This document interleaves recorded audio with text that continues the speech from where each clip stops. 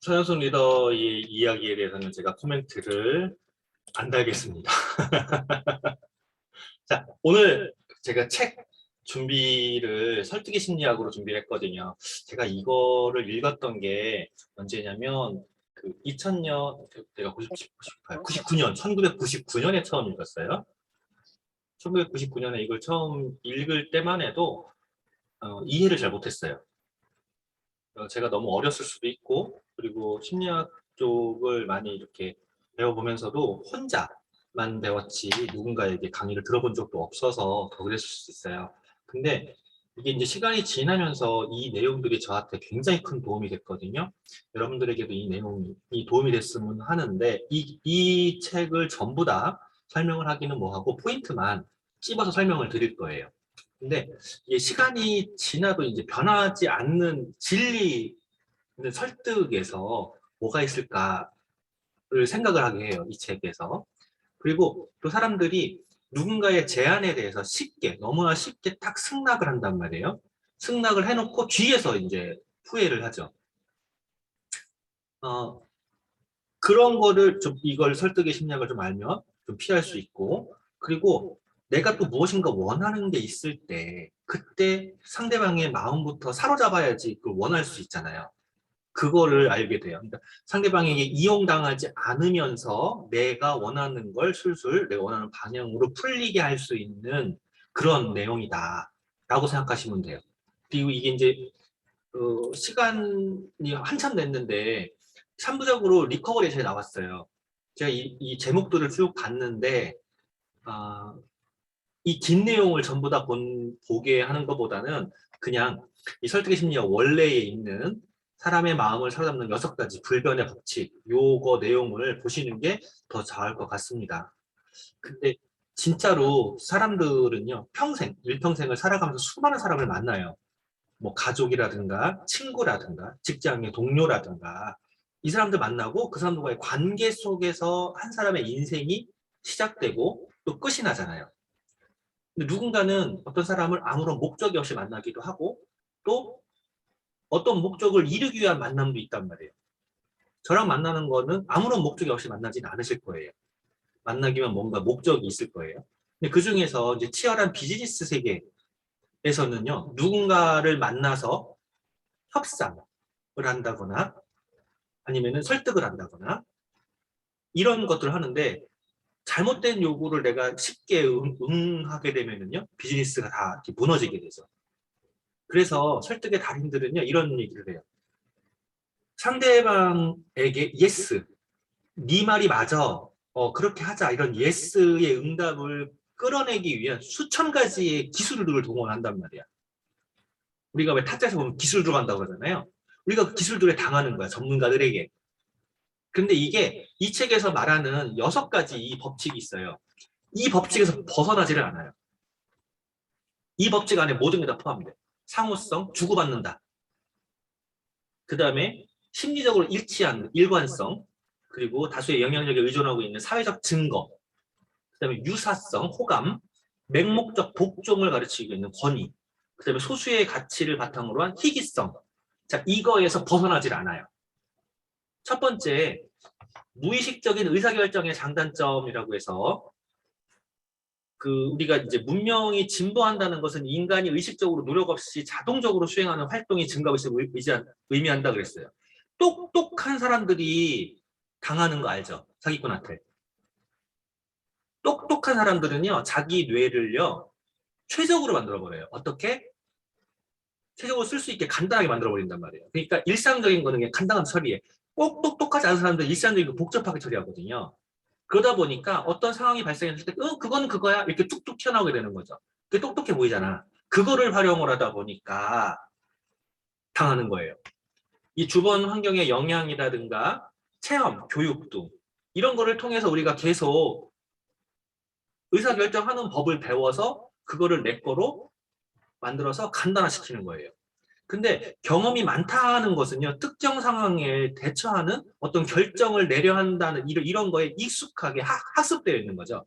그래가지고 이거를 고민하는 게 아니라 그냥 머릿속에 있는 테이프를 싹 돌려가지고 그거를 툭 결정을 해버려요. 이게 많아지면, 경험이 많아지면 실수가 적어진다고. 근데 그 실수가 적어지는 그 사람들이 똑똑한 사람들이 당한다고요. 그걸 활용하는 거야. 우리 주위의 사기꾼들이. 그럼 내가 그걸 안 당해야 되는 거거든요. 그 다음에 이제 무의식적인 의사결정의 장단점을 인식해서 활용할 필요가 있다고 하는데 좀 아까 계속 얘기한 거거든요. 근데 진짜로요, 전문가들, 우리가 설득 전문가들을 표현하거든요. 웹판원이라든가 세일즈맨들. 이 사람들은요, 이걸 뛰어넘는 수법을 사용해요. 그래가지고 우리한테 무의식 의사결정의 장단점을 활용할 수 없게 그냥 그렇지 그렇지 이렇게 만든단 말이에요. 근데 내가 이걸 먼저 알아야 돼. 첫 번째 상호작용 법칙이라는 게 있어요. 자, 상호작용 법칙이 뭐냐면 사람들이 갖고 있는 미안한 감정을 얘기해요. 빚을 빠짐없이 청산하라. 마치 하나님의 빚진 것처럼. 자, 빚지고서는 발 뻗고 쭉 자는 사람들 누구죠? 나 아니잖아, 나. 사기꾼들이잖아요. 대부분의 경우에는 빚지고 발 뻗고 좀 못 잔단 말이야. 이 상호작용 법칙은 그걸 활용하는 거예요. 호의를 받는 사람들이 뭔가 갚아야 할 생각이 있어요. 호의를 받는 사람들은 다 그런 생각이 있어요. 이게 누군가한테 빚이 있으면 딱 불쾌하거든. 근데 그거를 이제 그 판매하는 사람들이 이용을 하는데요. 만약에 판매가 요구당했다고 이제 거절을 받잖아요. 만약에 내가 전보변사님한테 전보변사님 수박 사세요. 수박 전보변사 안 좋아해, 안 좋아해. 수박 안 좋아하는 사람이야. 수박 사세요, 사장님. 수박이 이게 짜고 맛있어요. 저 안 좋아하는데요. 라고 거절을 할 때는 전보변사님은요. 사주긴 해야 될 것 같은데 이런 생각을 한단 말이야. 근데 거기다 대놓고 수박 말고 보호사님 그 귤 한 개만 사주세요 라고 하면 어떻게 될까요? 한 번 거절을 했잖아. 미안하잖아. 그러니까 그걸 사요. 그걸 가장 많이 쓰는 사람들이 누군지 아세요? 옛날에 백화점 판매했던 사람들 쓰는 방법이었어요. 그 다음에 세일즈 하는 사람들이 이제 교육받는 것 중에 이거예요. 그 내용에서 연결되는데 구매 요구가 거절당했다는 곧 세일즈맨이 양보했다는 거. 그러니까 내가 누군가한테 제안을 했을 때 그 사람이 거절했다는 거는요. 내가 그 사람한테 양보한 거랑 같은 거예요. 다음 요구를 할 수가 있어요. 그렇게 교육을 받아요. 그래서 우리가 느끼기에 집요하다고 느끼는 거야. 같은 걸 또 권하니까. 그럼 보험 세일즈할 때 어떻게 하죠? 보험 세일즈할 때. 처음에 보험 세일즈를 하면 무서운 게 뭐예요? 뽑아오면 비싸. 그죠? 뽑아오면 비싸. 뽑아오면 비싼데 그 다음에 뭐를 해요? 이게 부담스러우시면 비싸니까 이제 거절을 하잖아. 부담스러우시면 라고 하면서 줄이죠. 뭐를 빼고 뭐를 빼고 뭐를 빼고 뭐를 빼고 뭐를 빼고 뭐를 빼고 요만큼인데 요거에서는 확 내려갔단 말이야. 그럼 이제 안심을 해 이제. 갑자기 한 달에 30만 원 나가다가 한 달에 10만 원 그러니까 10만 원도 지금 아까워 죽겠는데 30만 원, 10만 원 그러니까 안심을 한단 말이야. 그 상태에서 얘기를 다시 해. 어떻게? 요거는 꼭 필요하신 게 나은데 이러면서 한 13만 원을 올려버려. 15만 원을 올려버려. 자, 그러면은요, 처음에 나는 필요가 없었지만 30만 원에 대한 거절이 있었기 때문에 훅 내려갔잖아요. 그러면은요, 그게 싸다라고 느껴지는 거야. 난 필요 없는 거였는데. 그게 대조효과거든요. 이거를 이용하는 거죠. 반작용으로. 그 다음에 상품을 받아본 제품을 구매할 확률이 높아진다. 라고 하는 얘기가 있어요. 상품을 받아본 제품 구매할 확률이 높아진다. 이거 가장 많이 하는 데가 어디죠? 마트에서 시식코너. 이현사님 마트 시식코너 잘 가세요? 거의 잘 안 먹죠. 왜 안 먹죠? 먹으면 미안하니까 사야 되니까. 자, 그쵸. 그거예요. 마트 시식코너를 운영하는 목적은요. 그걸 그냥 진짜 맛보게 해주는 거야. 거기에서 사라고 말 안 하잖아, 그 사람들. 맛보여주면서 계속 떠들죠. 어떻게 떠들어요? 오늘만 특가 세일해요. 이거는 맛있어요. 이거 얼마밖에 안 해. 이것만 계속 얘기해. 사람이 한마디 안 해요. 근데 왜 집어가 나오지? 심지어는 사람들이요. 내가 보면은요. 거기서 미안하게 집어갖고 나와. 먹어보고 그 다음에 딴 데 갖다 놓는다, 그걸 또. 딴 데가 쓱 끼워놓고 나가. 혹시 못 보셨어요, 그거? 상품을 받아보는 사람들이 구매율이 높아진다라는 거. 제가 오늘도 아까 상담하면서 말씀드렸지만 직접 그 자리에서 써본 사람들. 우리가 데모를 하는 이유도 그거잖아요. 그 자리에서 써본 사람들이 그 제품을 구매할 확률이 커지는 거야. 근데 그렇게 미끼 상품이 아니잖아요, 우리께. 그러니까 어떻게 하냐는 거예요. 그 사람이 약간의 미안함을 갖게 한다. 어떤 미안함으로? 내가 그 사람들에게 정성을 주고 체험을 해주게 함으로써 그러면 이제 일관성의 법칙이라는 게 있어요. 일관성. 했던 대로 그대로 하는 거죠. 했던 대로. 마지막보다 처음에 거절하는 게 더 쉽다. 이게 뭔 소리냐면 일치되게 행동해야 된다는 심리적 부담감이 있어요. 가령 전문 여사님이 저를 만나서 우와 이무족이 잘생겼다 라고 하고 주위에 가서 이무족이 잘생겼다 말을 하시는 거야. 말을 하시는 거예요. 그 다음에 제가 머리를 폭탄 맞고 간 거예요. 그리고 얼굴에 뭐 묻히고 갔어요. 못생기게 갔어요. 못생기게 갔는데 주위에 말을 다 했잖아. 이무족 잘생겼다고. 그러면 그 말을 번복해야 되잖아요. 사장님이. 번복하지 않으려고 그걸 덮어요. 다른 얘기로. 별걸 다 끊어내서 더 벗는단 말이에요. 그러니까 처음에 일치되게 행동해야 되는 첫 인상도 굉장히 중요하고 그 첫 인상에서 중요한 게요. 그 사람이 정당화할 수 있는 긍정적인 거 만들어내는 거예요. 심리적 압박 때문에 자신의 감정이나 행동이 결정된 인정을 정당화하는 방향으로 계속 맞춰가는 거죠. 우리가 거짓말을 한 번 한다고 가정하자고요. 거짓말을 한 번 하면 그 거짓말을 덮으려고 계속 거짓말을 하죠. 네. 똑같은 효과거든요. 그리고 이것 때문에 맨 처음에 예스를 만드는 게 그렇게 중요해요. 맨 처음 예스. 어떤 얘기를 물어볼 때 이거 싫어? 라고 하면 그럼 게임 끝나는 거 아시죠? 네, 무조건 처음에 예스가 나올 만한 질문을 해야 돼. 근데 정말로 보험을 오래 하시는 분들, 연봉 억대가 넘어가시는 분들을 보면은요, 대화 봐봐요. 첫 인상부터 그 얘기는 하겠지만 좀 이따가 얘기하겠지만 첫 번째 대화부터 예스로만 가요. 오늘 날씨 너무 좋지 않아요? 오늘 날씨 너무 춥지 않아요? 어머 그랬구나 그러면서 날씨 얘기 왜 꺼내겠어요? 오늘 날씨 어땠어요? 라고 물어보지 않잖아. 오늘 날씨 너무 좋아요. 오늘 날씨 너무 뜨겁죠? 네. 오늘 너무 춥죠? 네. 오늘 바람 불어요? 네. 이렇게 시작한단 말이에요. 근데 거기에 예스라고 시작하면 그다음부터 계속 끌려가게 되는 거죠. 일관성의 법칙 때문에 그래요. 그 다음에 이제 사회적 증거의 법칙이 있어요. 모두 비슷하게 생각할 때 아무도 깊이 생각하지 않는다. 자, 모두 비슷하게 생각할 때 아무도 옛날에 광고 생각나요 혹시? 모두 예스라고 나갈 때 나 혼자 노라고 한다였나? 그거 생각나잖아요. 그거 정말 어려운 거예요. 왜냐하면 사람들의 95%는요, 다 모방자야. 다 따라쟁이야, 다. 그리고 5%만의 창조자예요. 사람들은 판매원의 그 어떠한 전략보다도 그 사람의 행동에 의해서 쉽게 설득돼요. 그 중에서 이제 가장 그 피날레가 뭐냐면 코미디 프로그램의 가짜 웃음소리야, 가짜. 제가 이거 굉장히 짜증내거든요. 코미디 프로라든가 이런 거 보면 옆에서 막 우와 하는 소리 나오잖아요. 근데 그 소리를 실제로 옆에서 방청객이 내는 것 같아 똑같은 소리 그냥 녹음한 거 해주는 거예요. 똑같은 소리예요. 계속 와 하는 거. 그 소리들을 계속 내보낸단 말이에요. 그걸 하는 이유가 뭐냐면 지금 이 상황 웃긴 상황이야. 너도 웃어야 돼. 다들 웃고 있는 거야. 너도 웃어야 돼. 이 소리야. 자, 그 다음에 사람들은요. 확신이 없는 경우에 다른 사람의 행동을 보고 의사결정을 해요. 확신이 없는 경우에. 그리고 가장 많이 팔린 상품이 더 팔려요. 이거의 대표적인 예로요. 어떠한 점원이 고객한테 막 설명을 하고 있어요. 그 고객은요. 설명하는 동안에 이걸 살까 말까 고민하고 듣고 있어요. 그러면서 점원이 그래도 다른 사람들 다 사고 있어요. 라고 뭐 다른 사람 이거 좋아해요. 뭐 인기 제품이에요. 뭐 신상인데 뭐 대박이에요. 뭐 이런 얘기 하고 있단 말이야. 근데 믿기지가 않는 거지. 믿기지가 않는 거야. 그런데 옆에서 누가 와가지고 쓱 그거 집어가. 그러면은 그 순간에 무슨 생각 들어요? 맞네. 다들 이거 하네. 나만 안 하면 나만 뒤처지겠네. 이런 생각이 드는 거야. 그래서 그 제품을 사게 돼요. 이거에 굉장히 중요한 게 사회적 증거의 법칙에서 우리가 생각해야 될 게 있어요. 아까 분당에서 보셨을 거예요. 미팅하는 동안에 다 필기하는 거. 필기 왜 할까요? 필기가 사회적 증거의 법칙 중에 하나예요. 내가 말하는 건 안 듣는다니까?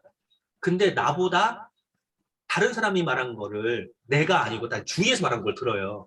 주위에서 말하는 거 필기해 놓은 거는 내가 말한 게 아니잖아. 내가 필기해 놓고 그거를 보여줘가면서 얘기하면 그건 봐요. 독서에도 있어요. 내가 말하면 안 듣는데요. 책에서 이렇게 써 있어. 그 책을 보여줘 버리잖아요. 책에 줄 쳐가지고. 그 책 다 볼 것 같냐고. 안 봐. 줄 쳐가지고 그 부분 보여주잖아요. 그럼 설득이 돼요. 근데 그거를 안 보여주고 크게 거기서 그런 얘기가 있다니까 막 이러면 안 된다고. 그리고 사진 찍어서 보여주는 거. 사진으로 보여주는 것도 그런 거예요. 사진 열심히 찍잖아요. 왜 찍어요? 나만 보여주려고. 보려고? 아니야. 보여주려고 보여주려고. 하는 거예요. 보여주려고. 이런 것들을 통해서 사회에서 증거를 만드는 거야.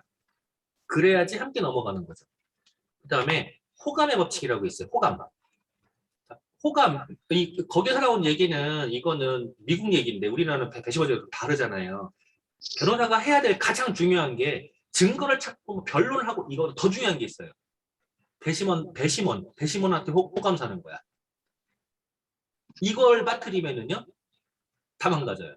그래서 그 빈센조에서 보면 그 법원 갈 때 최고 좋은 옷을 입고 가잖아요. 최고 좋은 옷을 입고 이목을 끌잖아요. 그게 이거야. 호감 사는 거야. 누군가를 만나러 갈 때, 고객을 만나러 갈 때, 7렐레, 8렐레 입고 다니면 호감을 못 받아요. 그리고 사람들은요, 좋아하는 사람들한테 부탁받으면 거절을 못 해요. 좋아하는 사람들한테.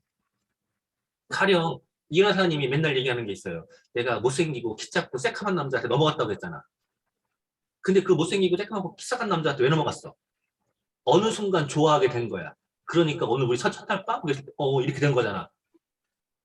좋아하게 되는 그 순간이 있어요. 근데 첫인상 엄청 중요하죠. 그것 때문에 계속 그러잖아요. 못생기고 새까맣고 계속 그러잖아. 그 첫인상. 우리는 첫인상을 좋아하는 사람이 될 수 있게 만들어야 되는데 여기서 되게 중요한 포인트가 못생기고 새까맣고 시커멓고에서 중요한 게 잘생긴 사람한테 세상을 유리해야 돼. 잘생긴 사람들이. 왜 이쁜 것들은 다 용서되고 막 이런 얘기 있잖아요. 네. 그래서 내가 호감이 가는 모습으로 먼저 만들어야 돼요. 내가 이쁘게 꾸며야 돼. 표정도 관리해야 되는 거예요. 그 다음에 사소한 공통점에도 호감을 가진다. 칭찬해주는 사람을 좋아한다고. 공통점이라면 뭐 있을까요? 왜 그렇게 학교가 어디를 따지고 내가 너 지역 고향이 어디만 따져요? 꼭 셀지 잘하는 사람도 봐봐요. 같은 고향이다. 같은 성씨네. 뭐 어떤 거건 연관성을 찾는단 말이에요. 그래가지고 막 되게 친한 척한다고. 그게 호감 법칙이기 때문에 그래요. 그리고 칭찬하는 거야. 내가 별거 한 것도 없는데 왜 날 칭찬하냐고 그 사람들이. 그러면 기분이 좋아지거든. 그리고 접촉하는 거야. 자주 만나는 게 최고예요. 안 만나면 멀어지잖아요. 안 만나고서는 결혼하는 사람이 있어요? 없어요. 지금 그 잘생긴 남자 누구지? 배우? 지금 잘생긴 남자 누구예요? 요즘에 나온 잘생긴 남자? TV들 안 보시니까 모르시는구나. 저는 솔직히 배우 이름 잘 몰라요. 그냥 내가 세상에서 가장 잘생겼으니까 알 필요도 없지. 근데 아무리 잘생긴 이무적이라 하더라도 자주 만나야지 뭔가 이렇게 협력이 상호 간에 뭔가 호감이 생길 거 아니야. 안 만나면 안 생겨요. 그리고 이게 그 호감의 법칙을 잘 이용하잖아요. 그 집단 간의 갈등 이런 거 이게 해결이 돼요.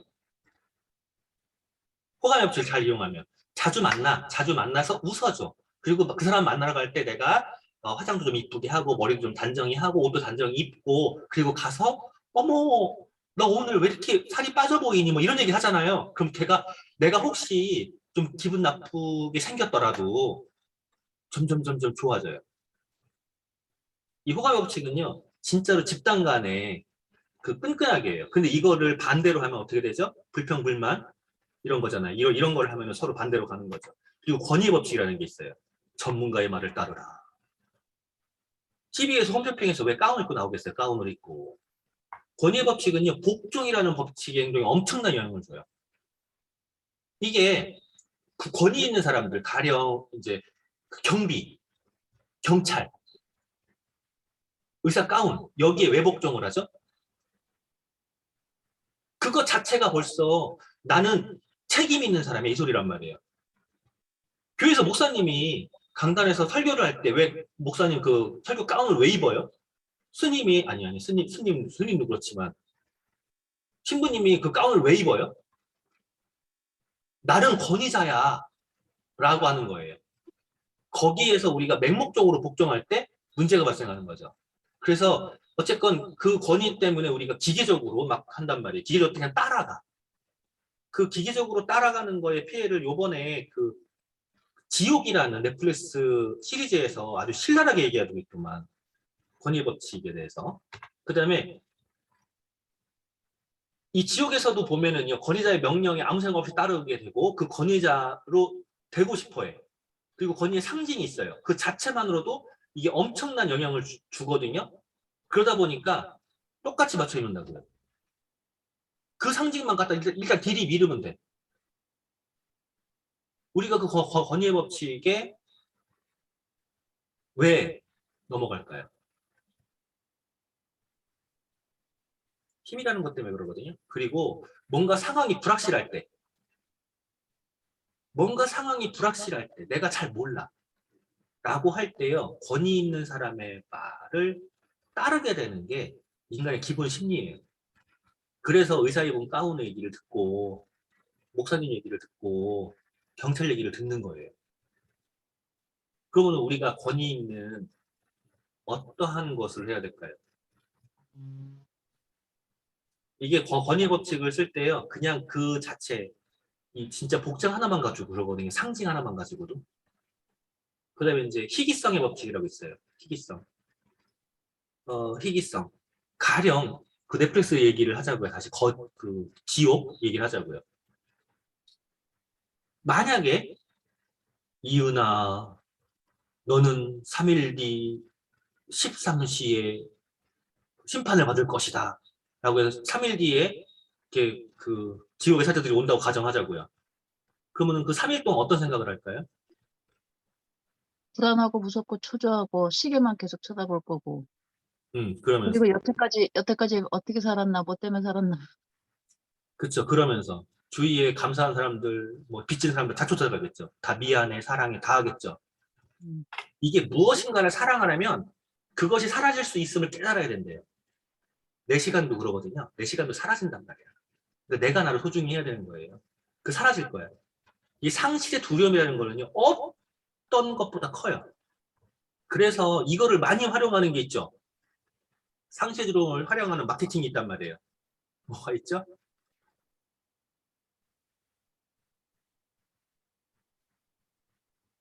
마지막 날, 세일 마지막 날, 제일 마지막 날. TV 홈쇼핑에서 뭐 하죠? 야, 시간 얼마 안 마감 남았어. 임박. 네, 마감 임박. 그러면 막 끝날 것 같잖아. 거기다 이제 한 가지 더해지지. 이게 오늘의 마지막. 자, 그렇죠. 이번 달 마지막입니다. 네, 그렇죠. 그리고 이 구성 마지막 음, 계속 한단 말이에요. 왜 그래요? 시기. 시를 자극해서 빨리 사라고. 그치, 빨리 사라고. 우리 그거에 많이 넘어가잖아. 홈쇼핑 보면서 막 그 빨리 안 될 것 같잖아. 막 핸드폰만 열심히 찍고 막 그러잖아요. 소리까지 막 따깍따깍딱 시계 소리. 자, 그러면 이걸 한번 봐봐요. 이거에 가장 이제 그 고전이 있어요. 이거의 고전. 로미오와 줄리엣. 사춘기야. 그때 뭐를 알겠어, 뭐를. 사춘기. 뭐를 알겠어. 또 반항식도 장난 아니네, 반항식도. 그래가지고 로미오가 막 이렇게 지나가는데 자기가 집안에서 어쨌건 어쨌건 상관없이 어쨌건 반항하는 시기라고. 근데 반항하는 시기에 왼수 집안에 보니까는 줄리엣이라고 자기가 같은 나이대가 있는 거야. 일단 관심이 가잖아요. 걔를 좋아했겠어? 관심이 갔겠지? 줄리엣도 마찬가지야. 관심이 갔어. 저거 뭐냐? 쟤네도, 우리 왼수 집안에도 쟤네도 나랑 비슷한 노래가 있네? 괜찮게 생긴 것 같네. 관심이 있어. 근데 갑자기 양쪽 집에 난리가 나는 거지. 무슨 왼수 집안이야? 그러니까는 그게 어떻게 되는 거죠? 됐어, 이씨. 나 할 거야, 이씨. 그쵸. 내가 못 갖는 거잖아. 그러니까 더 간절해지는 거예요. 만약에 양쪽 집안에서 둘 다 그냥 어차피 사춘기에 지나가는 비어 이러고서는 두었으면은요, 진짜 하룻밤에 소나기 마냥 지나갔을 사랑이 로미오와 줄리엣인데 그걸 건드린 거야. 우리 그렇게 해가지고 이렇게 사고 많이 치잖아요. 한정 판매야, 몇 개 안 남았어, 뭐 제한 판매야 이런 것 때문에 사고 많이 치잖아요. 그 다음에 이걸 끝이었나? 아, 자, 그리고서는 마지막으로 할 얘기가 이거거든요. 지금까지 설득의 법칙을 이야기한 목적이 이거예요. 과학기술은 빠르게 발전하고 있어요. 그러다 보니까 지금 쏟아지는 정보들이요, 내 뇌로 다 흡수할 수 없을 정도의, 처리할 수 없을 정도의 정보가 쏟아지고 있고, 최근 1년의 정보가 과거 100년의 정보라고 하잖아요. 새로 쏟아지는 정보들이. 근데 그렇게 쏟아지는 정보들을 우리는요, 효율적으로 처리하려고 자꾸 해요. 그래서 어떠한 법칙대로 따라가게 돼 있어요. 그게 아까 계속 이야기했던 사회성이라든가, 사회적 증거의 법칙이라든가, 호감의 법칙이라든가, 희귀성의 법칙이라든가, 이런 것들이거든요. 그거를 간단하게 만드는 거야. 그래서 현대인들이 일반적으로 단편적인 정보를 따르고요. 그래서 지름길을 따르는 거야. 지름길이 없으면요, 굉장히 복잡한 거죠. 하지만 이 지름길 정보에 대해서 무의식적으로, 기계적으로 반응하면 어떻게 되죠? 불로소득자가 누구요? 사기꾼들. 이러한 심리를 악용하는 사람들한테 이용당할 수 있어요. 그리고 내가 이 설득의 심리학을 모르잖아요? 희귀성, 권위의 법칙, 호감의 법칙, 사회 증거의 법칙, 일관성의 법칙, 상호수의 법칙, 이런 것들을 모르면 어떻게 돼요? 내가 누군가한테 말하는 게 먹힐까요? 내가 말하는 건 하늘에 대고 소리 지르는 메아리밖에 안 돼요. 그러니까 이 설득의 심리학을 이 책은 정말로 함께 봤으면 좋겠어요. 이 책을 말씀드린 이유가 사기꾼한테 다들 당하셨죠. 당하지 않아야 되고, 그리고 누군가에게 정말 내가 무엇을 원하고 있는지 그들에게 설득할 수 있어야 되고, 그리고 동시에 내가 주장하는 게 하늘에 메아리 치는 그냥 허공에 소리치는 게 안 돼야 되니까, 그래서 이 말씀을 드렸어요.